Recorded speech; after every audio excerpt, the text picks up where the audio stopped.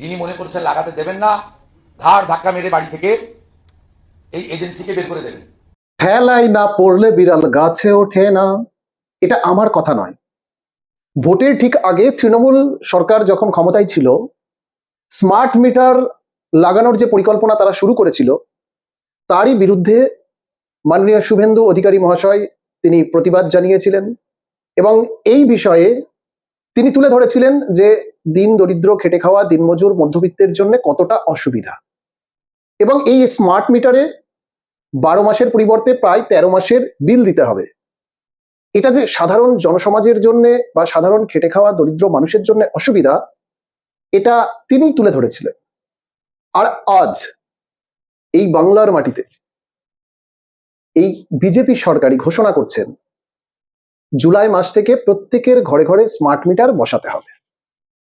অতীতে শুভেন্দু অধিকারী মহাশয় বলেছিলেন যে স্মার্ট মিটার বাধ্যতামূলক নয়।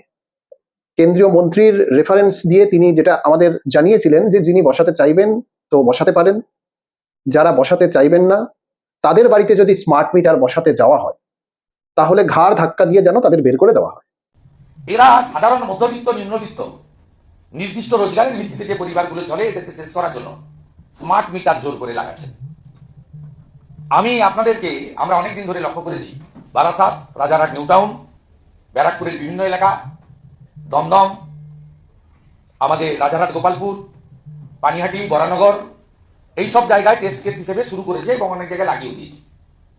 আমি আপনাদেরকে জনগণকে বলছি যে এই যে আইন আছে, এই ইলেকট্রিসিটি অ্যাক্টে এটা অপশনাল, এটা ম্যান্ডেটারি নয়। স্মার্ট মিটার আপনারা যদি মনে করেন লাগাতে দেবেন, ইয়েস, যদি মনে করেন লাগাতে দেবেন না, সেটাও ইয়েস। ভারত সরকারের যে বিদ্যুতের উপরে রেগুলেটরি অ্যাক্টস রয়েছে, যার কাগজ ফাইল আমি কাছে নিয়ে বসেছি, তাতে খুব পরিষ্কার কথা, এই অ্যাক্টের অনুযায়ী ইলেকট্রিসিটি রেগুলেটরি কমিশন, এটা লেটেস্ট 20/2/2024, এটা অপশনাল। আপনারা যদি মনে করেন লাগাতে দেবেন, যদি মনে না করেন লাগাতে দেবেন না, যিনি মনে করছেন লাগাতে দেবেন না, ঘাড় ধাক্কা মেরে বাড়ি থেকে এই এজেন্সিকে বের করে দেবেন। কারণ এই এজেন্সি তৃণমূলকে 20% কমিশন দিয়ে, পিবি সেলিম আর বিদ্যুৎ মন্ত্রীর যোগ সাজসে কমিশন দিয়ে তারা মাঠে নেমেছে স্মার্ট মিটার লাগানোর জন্য। এতে আপনাকে 12 মাসের বদলে 13 মাসের বিল দিতে হবে।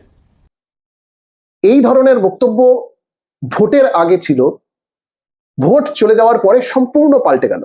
पावर डिपार्टमेंट का विषय है, इसमें कुछ चीजें जो तय की हैं, उसके अंदर सबसे बड़ी बात है कि लोगों के घरों में स्मार्ट मीटर्स ये लगना शुरू हो जाए।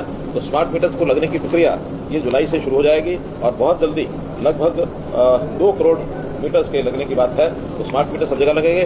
सेकंड फेज में उन स्मार्ट मीटर्स को प्रीपेड स्मार्ट मीटर्स ये फेजेज में किया जाएगा। पहले फेज में जितने गवर्नमेंट ऑफिस हैं, गवर्नमेंट एम्प्लॉइज हैं, गवर्नमेंट कॉलोनीज हैं, उन सब यानी मीटर्स को प्रीपेड व्यवस्था में दिया जाएगा, ताकि बिजली खर्च करने से पहले पैसा जमा कराएंगे तो जो हमारे ओपेक्स के खर्चे हैं डिपार्टमेंट के, वो उसमें से पूरे होंगे और इसके लिए एक प्लानिंग बना दी गई है। 200 ইউনিট বিদ্যুৎ বিলের ছাড়ের বিষয়ে কি হলো? আজকের এই বক্তব্য বলতে বাধ্য হচ্ছি। আসলে বর্তমান সময়ে দাঁড়িয়ে রাজনীতি এমন একটা জায়গাতে এসে দাঁড়িয়েছে, রাজনৈতিক দলগুলোর মধ্যে মানুষকে বোকা বানানোর একটা কম্পিটিশন চলছে, কে কতটা ভালো মানুষকে বোকা বানাতে পারে। তো এরকম একটা পরিস্থিতিতে দাঁড়িয়ে যে স্মার্ট মিটার ভোটের আগে সাধারণ গরিব মানুষের ক্ষতি করছিল, সেই স্মার্ট মিটারই আবার পশ্চিমবঙ্গের সাধারণ মানুষের খেটে খাওয়া মানুষের জন্য সহায়ক কিভাবে হতে পারে। আমার আজকের এই ভিডিও কোনো উস্কানির বাতাবরণকে প্রাধান্য দেয় না। শুধুমাত্র আমরা সাধারণ মানুষ, সাধারণ নাগরিক নেতাদের কথায় প্রলোভিত হয়ে যে সিদ্ধান্তগুলো নিই, অনেক সময় সেই সিদ্ধান্তগুলো যে আমাদের ভুল থাকে, সঠিক হয় না, তারই একটা নিদর্শন এটা। আপনাদের কারো যদি এই ভিডিওতে আপত্তি থাকে তাহলে আপনারা ইগনোর করতে পারেন, এবং যদি মনে হয় আপামর প্রত্যেক বাঙালির জানা উচিত, তো এই ভিডিওটি আপনারা শেয়ার করুন, লাইক করুন, বন্ধুদের মাঝে ছড়িয়ে দিন, সকলের কাছে পৌঁছে দিন। ধন্যবাদ, সকলেই ভালো থাকবেন।